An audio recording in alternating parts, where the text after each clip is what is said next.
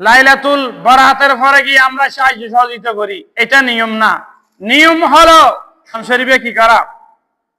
দান খয়রাত করা। এটা অত্যন্ত একটা দরকারি কাজ। আমাদের নবী বলেন রমজান শরীফে দান খয়রাত করা, কি করা?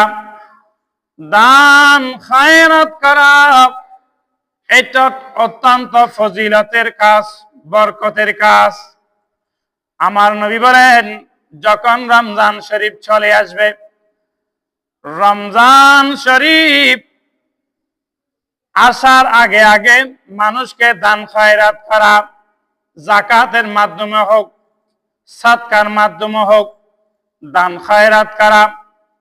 আমার নবী বলেন যারা রমজান শরীফ আসার আগে আগে যারা গরিব দুঃখী রয়েছেন, মেহনতি মানুষ রয়েছেন, সমাজের মধ্যে যারা দুর্বল মানুষ রয়েছেন, আর্থিকভাবে যারা দুর্বল মানুষ রয়েছেন, এদেরকে যখন রমজান শরীফ আসার আগে আগে যখন দান খয়রাত করা হয়, চাউল দিয়ে, ডাল দিয়ে, চাল ডাল তেল দিয়ে, আপনার সেহরি জিনিসপত্র দিয়ে, জিনিস দিয়ে, ইফতারির জিনিস দিয়ে, যখন আপনি আপনার ভাইকে, আপনার সমাজের মধ্যে যারা এতিম রয়েছেন, অসহায় রয়েছেন, দুর্বল রয়েছেন, এদেরকে যখন আপনি সাহায্য সহযোগিতা করবেন, এরা দিনের বেলায় রোজা রাখবে, রাতের বেলায় নামাজ পড়বে, দিনের বেলায় রোজা রাখবে, রাতের বেলায় কোরআন তেলাওয়াত করবে,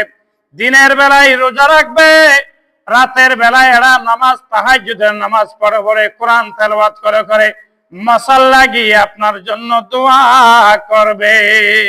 জোরে বলুন সুবহানাল্লাহ। আমরা এখন সেটা করি না, আমরা করি ও লাইলাতুল বরাতের পরে গিয়ে আমরা সাহায্য সহযোগিতা করি, একটা দুইটা, একটা একটা লুঙ্গি দিই, একটা একটা শাড়ি দিই, এর মধ্যে শেষ। এটা কিন্তু এটা নিয়ম না। নিয়ম হলো রমজান শরীফ আসার আগে আগে টাকার মাধ্যমে, চাল ডালের মাধ্যমে, চিনির, আপনার ইফতারের জিনিস দিয়ে, সেহরির জিনিস দিয়ে, গরু জবাই করে গরুর মাংস দিয়ে মানুষকে সাহায্য সহযোগিতা করা, যাতে আল্লাহর বান্দা, আপনার ভাই, আমার ভাই, আপনার এলাকার মানুষ, আমার এলাকার মানুষ যাতে রোজা রাখতে পারে, এইভাবে সাহায্য সহযোগিতা করে যাওয়া।